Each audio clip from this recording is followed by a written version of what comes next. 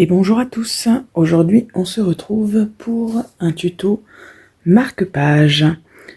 Je vais utiliser un tampon tout en longueur qui sera parfait pour mon marque-page. Je ne sais pas si vous aussi vous avez des tampons de ce format-là, mais je me suis dit l'autre jour quand je suis retombée dessus, je me suis dit mais ça serait parfait, c'est quasiment le format marque-page. Donc je vais l'utiliser aujourd'hui et je vais utiliser aussi quelques feutres à alcool, mais vraiment 3 fois rien. Donc à part le tampon et les feutres à alcool, il n'y a pas besoin de plus de matériel que ça. Comme d'habitude, nos dimensions 6 cm sur 16 cm. Et bien sûr, je vais mater après avec un papier qui fera 0,5 de plus, ce qui fait que le format final de mon marque-page fera 6,5 sur 16,5. C'est parfait pour toutes sortes de romans, y compris les livres de poche. Donc, pas de problème, tout ce que vous lisez, ça passe. Comme c'est un tampon tout en longueur, pour être sûr de le timbrer correctement, je vais utiliser ma planche de tamponnage. Comme ça, si j'ai besoin de tamponner plusieurs fois au même endroit, et vu la taille du tampon, il n'y a aucun doute, je vais avoir besoin de ça, et bien au moins ce sera bien tamponné partout au même endroit. Alors, moi, j'ai un texte en bas, donc faites bien attention si vous avez ça, parce que si je centre ma jeune femme, eh bien on ne verra pas le texte. Donc je vais faire en sorte de voir la totalité du texte, parce que, oui, remarquez, je pourrais couper à la rigueur à Let's Play, mais faites attention en fonction de ce qui est écrit, il ne faut pas que votre texte soit coupé, sinon ça risque de ne plus vouloir rien dire. Donc, je fais attention de bien positionner à la fois mon texte, l'épaule de la jeune femme pour qu'on la voit en entier. Alors, ça fait que le papier dépasse pas beaucoup hein, pour mettre mes petits aimants. C'est vraiment au millimètre. Hop, voilà. Et je vais venir mettre de l'encre sur tout ça.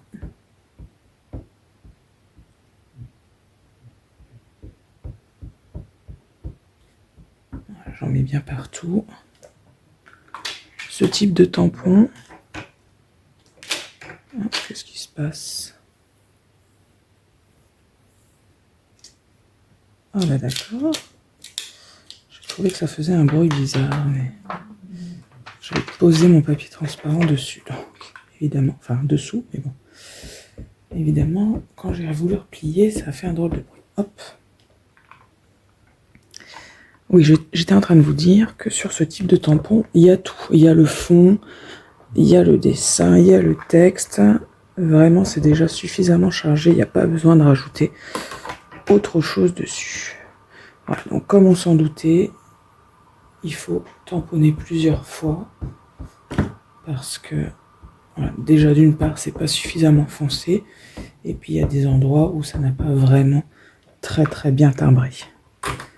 D'où l'intérêt d'utiliser la planche de tamponnage.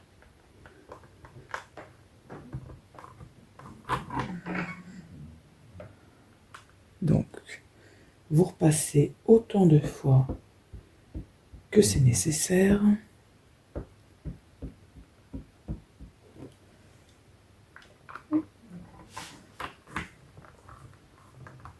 Quitte à bien appuyer aux endroits où vous avez remarqué que ça pêchait un petit peu.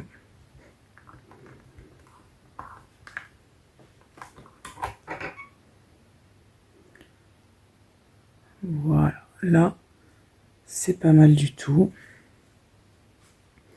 Donc je vais m'en tenir à ça pour le tamponnage. Je nettoie ma planche et on se retrouve tout de suite. Voilà, donc mon marque-page est bien tamponné.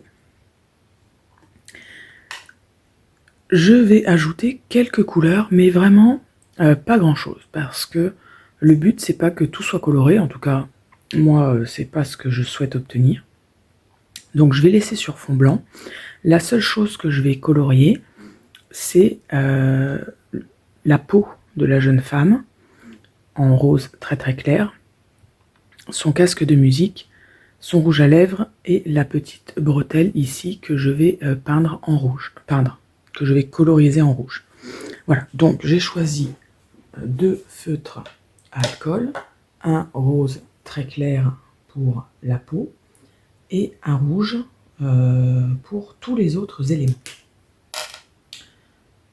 Donc là pour le coup, je ne vais pas faire de dégradé. Alors vous me direz dans ce cas pourquoi utiliser des feutres à alcool, hein, autant utiliser des feutres lambda. Alors je suis tout à fait d'accord avec vous, hein, les feutres à alcool, on est bien d'accord, c'est pour les dégradés. Mais voilà, je n'ai pas en fait de feutre lambda, donc bien là pour le coup je vais utiliser ce que j'ai à la maison, c'est-à-dire des feutres à alcool, et tant pis si là je ne fais pas de dégradé. Voilà, je ne vais pas coloriser ses cheveux parce que je ne veux pas que la totalité de la dame soit coloriée. Je pense que ça va faire un petit peu trop de couleur. Et du coup, voilà, je vais laisser les cheveux tels quels. À moins qu'une fois que j'ai colorié, je me rende compte finalement que ça me plaît pas. Mais dans mon esprit, je ne souhaite pas coloriser les cheveux.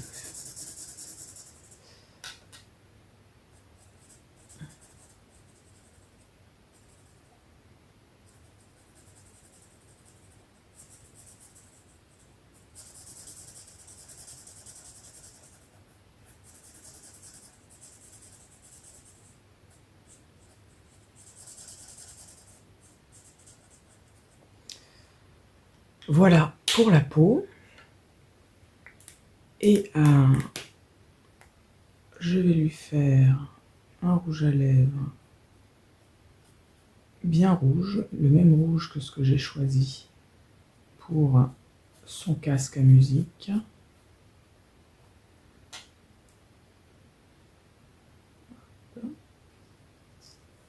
C'est là qu'il ne faut pas se tromper dans le tampon, hein, il faut bien coloriser ce qui apparaît en rouge. Alors je vais utiliser 2 sortes de rouges différents pour quand même que ça fasse une petite nuance, mais je ne vais pas m'en servir pour faire un dégradé. Je vais utiliser 2 rouges différents, un rouge et un peu plus bordeaux. Mais voilà, c'est pas pour rendre les couleurs miscibles, c'est juste parce que tout rouge, ça aurait fait un petit peu bizarre. Donc là, j'utilise un rouge bordeaux. Et vraiment, je m'en sers comme un feutre, hein. Pas du tout comme un feutre à alcool. Voilà pour ma jeune femme. Alors, je suis en train de me demander, est-ce que je m'arrête là ou pas? Ou est-ce que je colorise un petit peu cette partie-là et cette partie-là?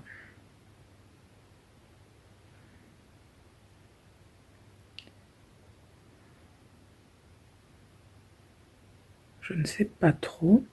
Alors, je vais mater en rouge. Donc, ce que je vais faire, c'est que je vais découper mon papier matage. Je vais le positionner dessus et je vais regarder si ça me plaît ou pas. Donc, mon papier matage fait 0,5 cm de plus.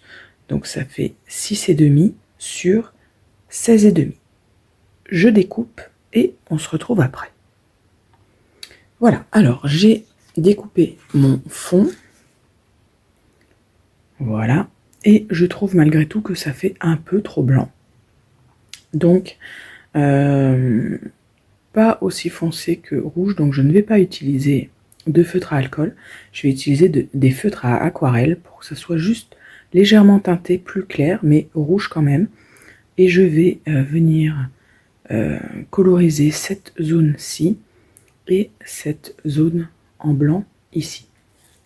Déjà, je vais faire ça et après je verrai si ça me plaît plus. Donc j'ai choisi un feutre à aquarelle rouge. Le scrap, c'est ça aussi. C'est s'adapter en fonction de ce qu'on a en tête. Est-ce qu'on a réussi à obtenir ça ou pas?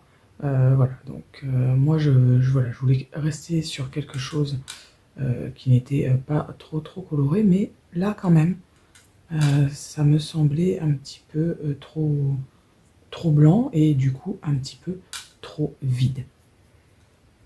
Donc encore une fois, je m'en sers vraiment pour remplir l'espace et non pas pour faire un dégradé comme j'ai déjà pu faire sur certaines vidéos. Là vraiment, aujourd'hui, j'utilise les outils que j'ai plus parce que je n'en ai pas d'autres que pour vraiment ce qu'ils sont. Voilà, donc je vais venir remplir hop, cette zone-ci également.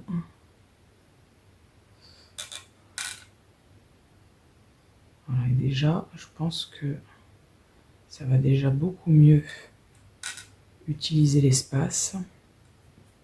Enfin, j'espère. Alors, voyons voir ce que ça donne.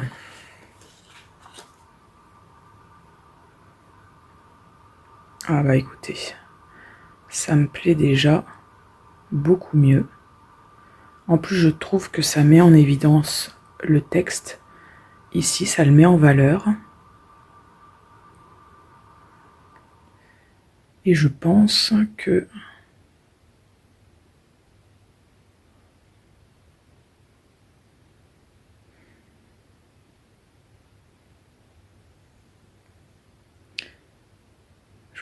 en fait que je vais...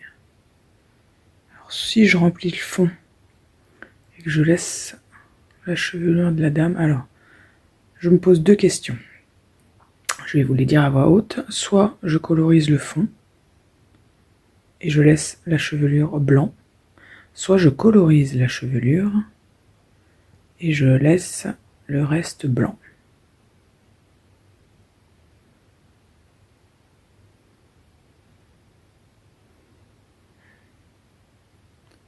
J'hésite. Je trouve que ça manque encore un petit peu, quoique...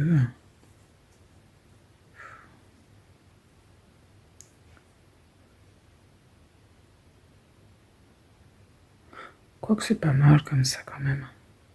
J'ai peur que ça fasse trop après, l'un comme l'autre. Du coup, c'est possible, hein, mais ça s'éloigne de ce que j'avais en tête. J'avais vraiment en tête quelque chose de simple. Non, je crois que je vais laisser comme ça en fait. Oui, je vais laisser comme ça. Oui. Allez, adjugé, vendu, je laisse comme ça. Du coup, bien sûr, je fais sécher avant de venir coller sur mon fond, hein, parce que c'est de l'aquarelle, donc il y a de l'eau. Donc je fais sécher et ensuite je vais venir coller sur mon papier matage. On se retrouve dès que c'est fait. Voilà, donc c'est collé. Je vous avoue que je me pose toujours la question, j'ai peut-être colorisé juste les cheveux. Ça me... Je sais pas, il y a quelque chose qui me plaît pas. Alors, toujours est-il que on va mettre notre œillet pour passer notre ruban. Sauf si vous ne mettez pas de ruban. Dans ce cas, le marque-page est maintenant terminé. Si, comme moi, vous mettez un ruban, on va venir mettre un œillet au milieu de notre papier de fond, le papier sur lequel on a travaillé, c'est-à-dire à 3 cm. Pour mettre votre œillet, il vous faut une pince Crocodile qui va faire un trou et également écraser l'œillet. Moi, c'est la marque We Are Memory Keepers, mais peu importe la marque. Voilà, donc je prends mon petit œillet, je mets ma pince dedans, voyez, et ça va écraser l'œillet. Voilà, j'appuie bien fort dessus, ça écrase mon œillet et ça fait un trou dans la feuille. Alors, comme il y a plusieurs épaisseurs, les feuilles ne sont pas parties, donc je vais pousser, voilà, avec la pointe de mon compas. Et voilà, du coup, j'ai un trou, hein, vous voyez, hop, je peux passer, on voit derrière. Voilà, donc, je vais mettre un petit coup dans la chevelure. J'ai choisi un marron très très léger, voilà, pour justement que ça soit pas trop flagrant et que ça colorise quand même.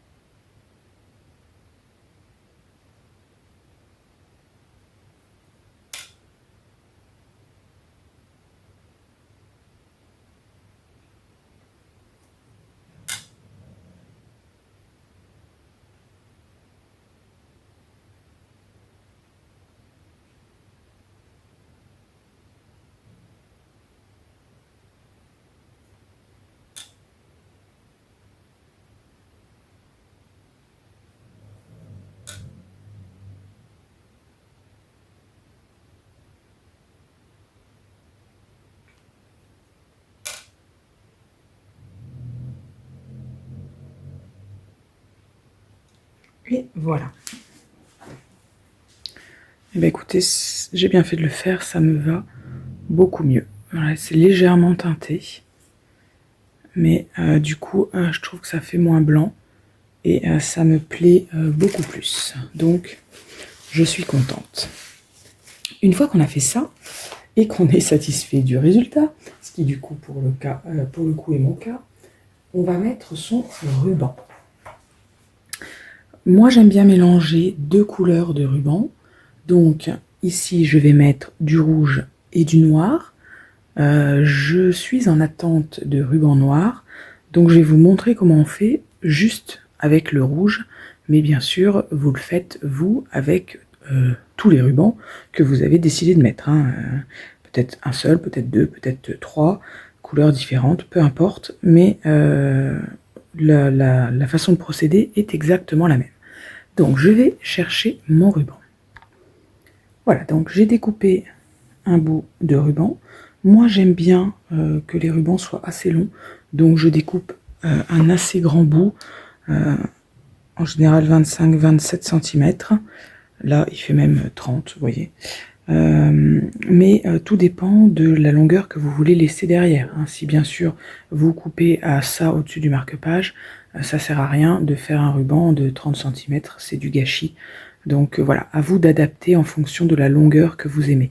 Moi j'aime bien que ça soit long parce que j'aime bien quand je range dans un livre, alors quand je suis en train de le lire, j'aime bien qu'il déborde. Et après, quand je le range dans le livre que j'ai fini de lire, eh bien j'aime bien pouvoir le replier derrière le long du marque-page papier. Alors que s'il est court, il va toujours dépasser du livre. Donc ça dépend un petit peu de ce que vous voulez. Alors ensuite, on plie son ruban au milieu et on le passe dans son œillet. Et on va venir passer les tiges de ruban qui nous restent. Donc normalement il m'en reste 4 hein, puisque j'ai 2 rubans dans la boucle. Et on va venir tirer. Voilà, tout simplement. pour que ça fasse une jolie boucle comme ça. Donc, n'oubliez pas de venir passer un petit coup de briquet ou d'allumette, vous voyez, pour pas que le ruban s'effiloche, comme ceci, d'accord? Donc, on n'oublie pas de faire ça. Et moi, j'ai horreur de devoir tirer toujours sur mes rubans qui se détendent un petit peu. Donc, en plus, moi, je viens mettre un petit point de colle ici, d'accord? Dessous, là. Je viens appliquer comme ceci la colle que j'utilise pour mon papier, hein, la colle de chez Action, hein, et je viens presser pour que ça reste en place, et comme ça après le marque-page, le ruban du marque-page ne bouge plus. Voilà, bah écoutez, j'espère que ce marque-page vous a plu et on se retrouve très bientôt. Bonne journée, bye bye.